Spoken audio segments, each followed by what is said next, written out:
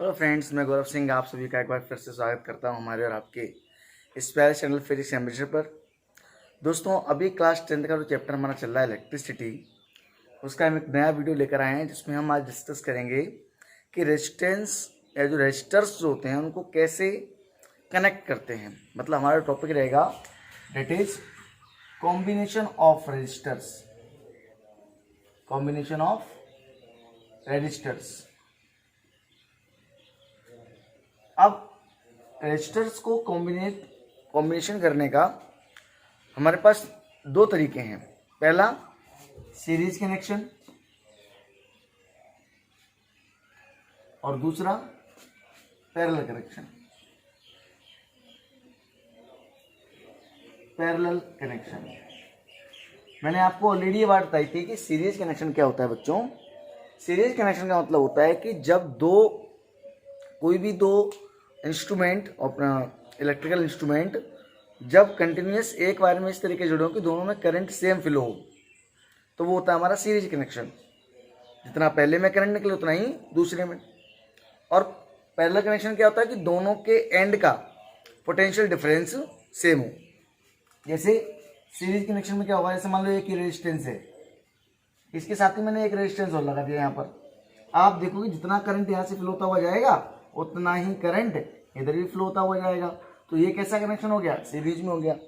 Parallel मैंने क्या था आपको, मान लो ये एक रेजिस्टेंस है, अब जितना पोटेंशियल डिफरेंस इसका है उतना ही इसका है, तो क्या इसको इस तरीके से जोड़ दें।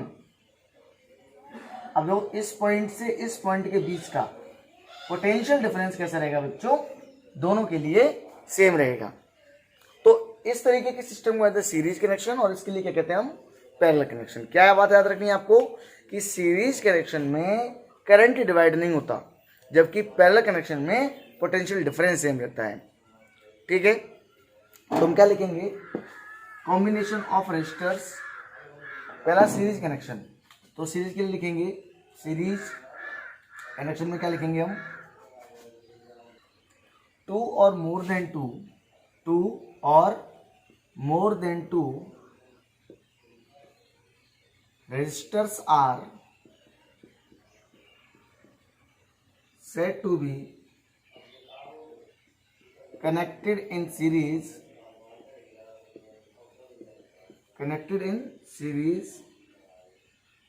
if second point of या second end of first resistor is connected to first end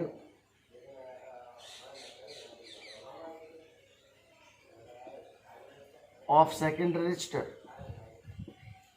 क्या होता है मैंने कि अगर पहले रजिस्टर का सेकंड एंड और फर्स्ट रजिस्टर, सेकंड रजिस्टर का फर्स्ट एंड अगर एक दूसरे से आपस में कनेक्ट हैं, तो हम कह सकते हैं कि दोनों कैसे कनेक्ट है, सीरीज में। कैसे, ये देखो, मान लो पहला रजिस्टर, इसका देखो सेकंड एंड, इसका एक फर्स्ट एंड ये हो गया, ये सेकंड एंड हो गया, और दूसरे रजिस्टर का फर्स्ट एंड, ये दोनों अगर पास में कनेक्शन है तो ऐसे कनेक्शन क्या कहते हैं, सीरीज कनेक्शन। पहला कनेक्शन क्या लिखते हैं, टू और more than two resistors are said to be connected in parallel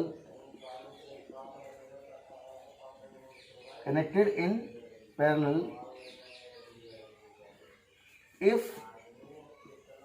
their first ends are connected at one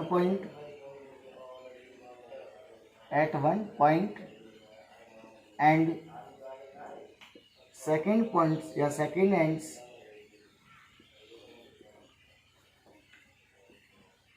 ends are connected together at another point। मतलब क्या था, मैंने आपको कि दो और दो से ज़्यादा रेजिस्टर्स जब पैरेलल में होंगे जब इनके फर्स्ट एंड एक साथ जुड़े हों, जैसे कि ये देखो, ये एक रजिस्टर ले लो, एक रजिस्टर ये ले लो, एक रजिस्टर ये ले लो, आप देखो उनका फर्स्ट एंड एक साथ तीनों का, और सेकंड एंड एक साथ है, दोनों ही पॉइंट के बीच का क्या सेफ है, पोटेंशियल डिफरेंस बिल्कुल सेम है।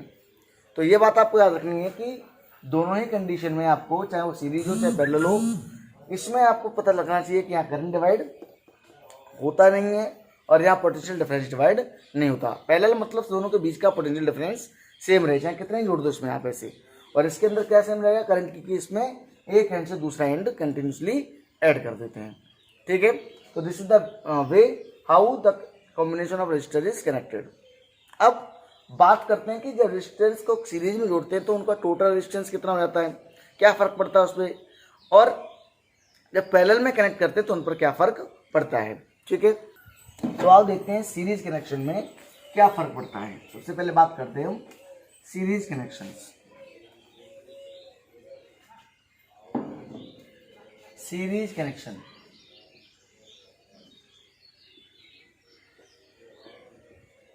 इसके हमारे पास जो रिजल्ट आएगा वो आएगा, मान लो एक रिजल्ट जो आएगा R1 plus R2 plus R3 plus dot dot dot dot. मतलब अगर सीरीज में कनेक्शन होंगे तो हमें डायरेक्ट उन्हें R1 R2 R3 करके ऐड कर लेना है और हमें रजिस्टर्स का सम मिल जाएगा। कैसे आएगी इसको देखते हैं। ठीक है, तो आओ बच्चों बात करते हैं। मान लो कि लेट द टू रजिस्टर्स, ऐसे ले लो, लेट थ्री रजिस्टर्स, ऐसे ले लो, let three resistors R1, R2 and R3 are connected in series. मान लो कि तीन रजिस्टर्स हैं जो सीरीज में कनेक्ट हैं इन ए सर्किट। एक सर्किट में कैसे कनेक्ट है बच्चों, सीरीज में। The current flowing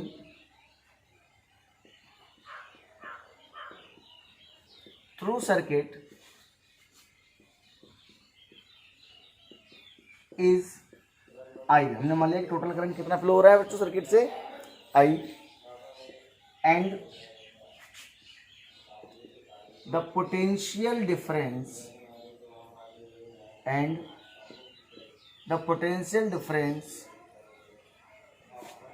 of each resistor is let V1, V2 and V3 respectively. ठीक है, मान लो हमारे पास एक ये इस तरीके से लगा हुआ है जिसमें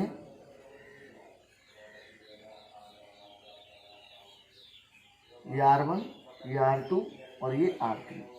ठीक है, अब इसके लिए कितना होगा पोटेंशियल V1, यहाँ कितना V2 और यहाँ V3। हम जानते तो टोटल कितना मान लें हम V, और यहाँ से करंट फ्लो होगा I। ठीक है, आप जानते हो सीरीज में कनेक्ट इसलिए क्या सेम रहेगा, I सेम रहेगा। ठीक है, और इन तीनों का अपना अपना पोटेंशियल डिफरेंस होगा, दोनों एंड का पोटेंशियल डिफरेंस अलग अलग होगा। तो ये देखो, इसका V1 मान लिया, इसका V2 मान लिया, इसका V3।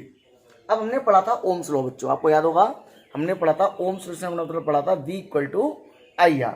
तो by applying Ohm's law on whole circuit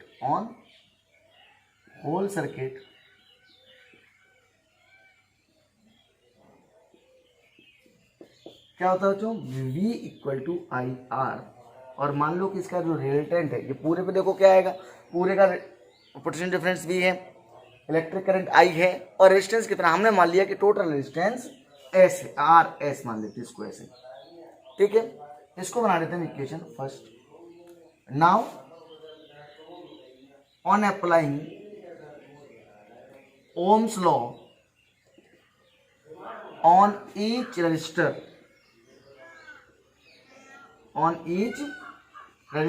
क्या रहेगा, पहले वाले क्या रहेगा बच्चों, V1 = IR1, दूसरा V2 = IR2, और तीसरा रहेगा V3 = IR3। इसको हम इक्वेशन सेकंड, इसको थर्ड और इसको फोर्थ बना देते हैं। ठीक है, क्या समझ में आया? मैंने बोला इसको V1 equal to IR1, sorry V2 equal to V1 equal to IR1 और इसको बना दिया मैंने V2 इक्वल टू IR2 और इसके लिए V3 equal to IR3। Current सब में आई है इसलिए हमने आई करंट को आई लिया है। तो V1 equal to IR1, V2 equal to IR2 और V3 इक्वल टू IR3। कहाँ से आया? ओम्स लॉ से। अब क्या करेंगे आप इसको देखो, नोट कर लो, पॉज करके नोट कर लो। हाँ, नोट कर लिया तो देखो मैं आगे बढ़ाता हूँ।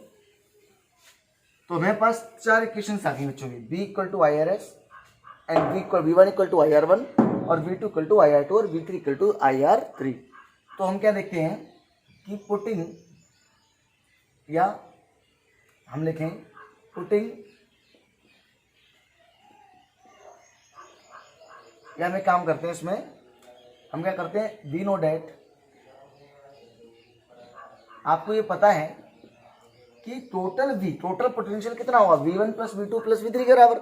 जो पूरे का पोटेंशियल होगा वही इन दोनों के बीच का पोटेंशियल होगा, क्योंकि ये सेम सर्किट में जुड़े हुए हैं।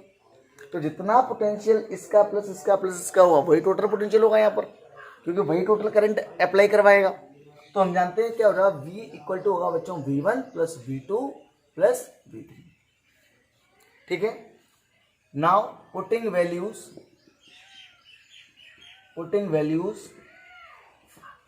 ऑफ या from equation first, second, third and fourth. हम क्या करते हैं, 4 इक्वेशन। तो V की वैल्यू क्या आई थी बच्चों पहले वाले में, V की वैल्यू IRS, R मतलब resistance in series connection, resultant resistance इन। फिर V1 की वैल्यू क्या थी, IR1, इसकी वैल्यू थी IR2 और इसकी वैल्यू टू IR3। मैं यहाँ से क्या करता हूँ, I बच्चों इसको लिखता हूँ IRS, यहाँ से क्या करता हूँ I उल्टा कॉमन, तो यहाँ R1 plus R2 plus R3, this I से I कैंसिल हो जाएगा, तो हम देगा बच्चों रिजल्टेंट रेजिस्टेंस क्या मिलेगा, R1 plus R2 plus R3। मतलब रेजिस्टेंस जब कनेक्शन में सीरीज हो, रेजिस्टेंस जब सीरीज कनेक्शन में हो तो सिंपली हमें क्या करना है बच्चों, सबको एक साथ ऐड कर, 4 होंगे तो हम R1 plus R2 plus R3 and R4 and so on. Series में क्या करना है, हमें डायरेक्ट जोड़ता। तो हमें एक चीज पता लगी यहाँ से कि सीरीज में जोड़ने पर रेजिस्टेंस हमेशा बढ़ता है, या हम कहें मैक्सिमम होता है। ठीक है, हमेशा बढ़ता है। कभी कभी सवाल में पूछ लेता है कि आपको 3-4 रेजिस्टर दे देगा, कहेगा फाइंड द मैक्सिमम रेजिस्टेंस। तो आपको कैसे जोड़ना है, उनको सीरीज में जोड़ना है। और सीरीज में जोड़ने के लिए क्या करना पड़ेगा, R1 plus R2 plus R3 ऐसे ऐड करना है आपको। तो आपको ये इंपॉर्टेंट फॉर्मूला याद रखना है, बहुत इंपॉर्टेंट है, न्यूमेरिकल्स में खूब ज़्यादा काम आएगा इसका। ठीक है, तो क्या निकला हमारा, रिजल्टेंट ऑफ सीरीज का है R1 plus R2 plus R3, और अगर और रजिस्टर तो उनको भी इसे आगे हम जोड़ देंगे। तो ये आपको एक काम की चीज आई। अच्छा देखो, आप इसको ऐसे समझ सकते हो, मैंने आपको जब डिपेंडेंस ऑफ रेजिस्टेंस पढ़ाया था कि वो डिपेंड करता है वायर की लेंथ पे। आप देखो जैसे जैसे इनको ऐड करेंगे तो लेंथ बढ़ती जाएगी, और लेंथ बढ़ने पर रेजिस्टेंस बढ़ता है। तो देखो इनका रेजिस्टेंस बढ़ रहा है। अगर मान लो इसका 1 2 3, तो 1 2 3 इनको तीनों ऐड कर लो, या सबका 1 1 है तो 3 हो जाएगा। तो कहीं ना कहीं उससे भी थोड़ा बहुत कनेक्शन बैठता है इसका। ठीक है, अगली बात जो हम करते हैं वो करते हैं हम पैरेलल कनेक्शन की। तो आपको क्या मिला, R1 plus R2 plus R3 in series connection. ठीक है, रिजल्टेंट पूछा जाए तो क्या लिखेंगे, RS equal to R1 plus R2 plus R3। अब हम बात करते हैं resultant resistance in parallel combination. अब पैरेलल कॉम्बिनेशन में क्या होता है ये भी देख लेते हैं अपन। तो देख लो, let 3 resistors R1, R2 and R3 are connected in parallel.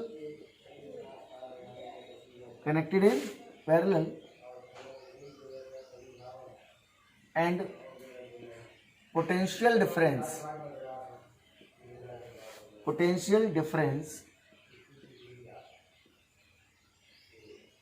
at their ends is V।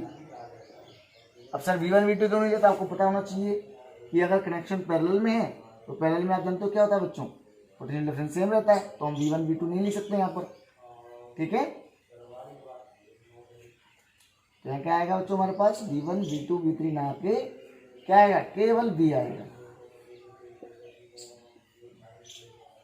अब देखो यहां से करंट जाएगा, ये I करंट जैसे घुसेगा यहाँ पर तो इधर भी करंट जाएगा, इसको I1 मान लो, इधर भी जाएगा, इसको I2 मान लो, स्पिरल बराबर करंट तो जाना ही, हमें क्या पता कि इसका रेजिस्टेंस किसका है, इसका रेजिस्टेंस कितना है, इसका रेजिस्टेंस कितना है। सबका रेजिस्टेंस अलग हो सकता है, तो सबका रेजिस्टेंस अलग होगा तो सबका करंट भी अलग अलग जाएगा। तो हमने मान लिया इसमें I1, इसमें I2 और इसको I3, इसको हमने मान लिया R1 R2 और R3, और तीनों का जो पोटेंशियल डिफरेंस है वो कितना है, same V। Is V the current flowing through each resistor is let I1, I2 and I3 respectively, ठीक है। Now by using Ohm's law, Ohm's law को अगर हम अप्लाई करें तो पूरे सर्किट के लिए क्या होता है, V equal to I R, parallel में लोडेड इसलिए मैं देता हूँ I R P. Total resistance निकाल लेंगे वो, उसको हमने आर पी मान लिया, टोटल करंट आई और ये V, ये हो गई हमारी इक्वेशन फर्स्ट, ठीक है। तो V equal to I R P equation first. अब अप्लाइंग ओम्स लॉ,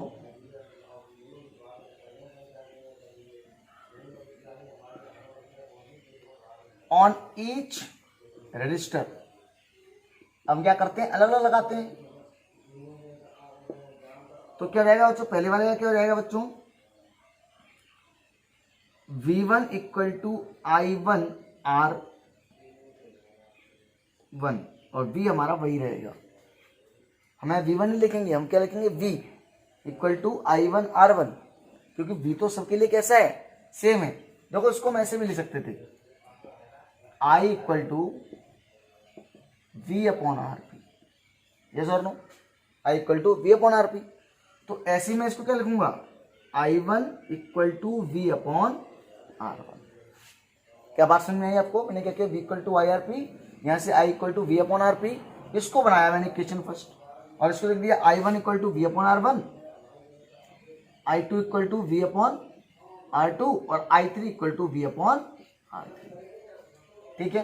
ये हमारे पास तीन इक्वेशन हो रहा है, सेकेंड, थर्ड, फोर्थ, ठीक है। समझ में आया कुछ, क्या किया अपन ने, करंट को यहाँ पर डिवाइड किया, जहाँ करंट अलग अलग तीनों सर्किट तीनों रेजिस्टर्स में पहुंचा, पोटेंशियल डिफरेंस सेम रहेगा क्योंकि दोनों के एंड जो जॉइनिंग एंड है वो सेम है, ठीक है। तो हमने फिर क्या किया, ओम्स लगाया, ओम्स लगाना, V I equal to R P, R P क्या है, रिजल्टेंट है, जो इनका रिजल्ट आएगा वो रेजिस्टेंस लेंगे हम, क्योंकि हमें क्या पता किसका रेजिस्टेंस कितना है। तो हमने मान लिया टोटल कितना है, किस दिन का आरपी है, आरपी कितना आएगा वो भी अभी निकाल लेंगे हम, ठीक है। तो हमें ये आप इसको पॉज करके नोट कर लो, और हमें कैलकुलेट करना है कि टोटल आरपी कितना आएगा। तो आप नोट कर लो पॉज करके। अब आगे देखो क्या करते हैं अपन, हमारे पास फर्स्ट इक्वेशन लिखी हुई थी V equal to I upon R P.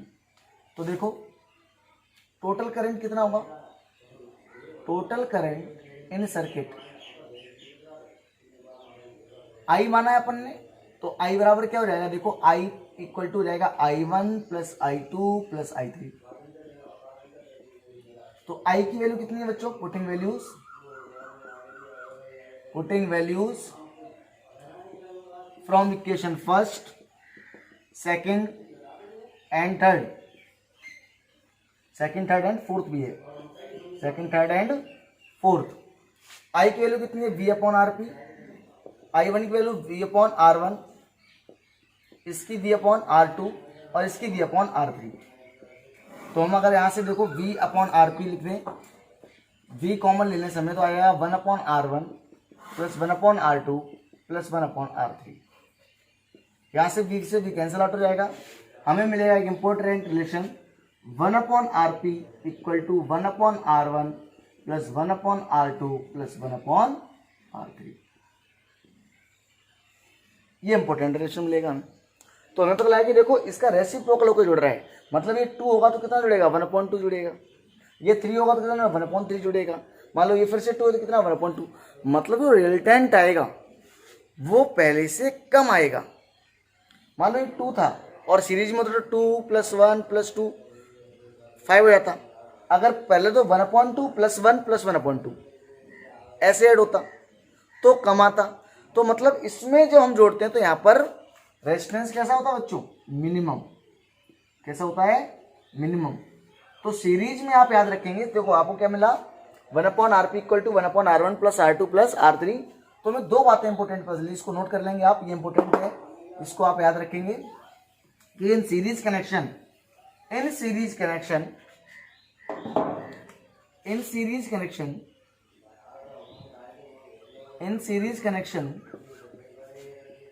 resultant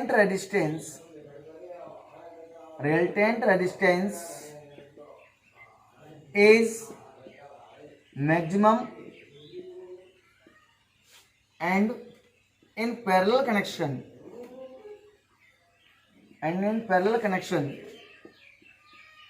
resultant resistance is minimum।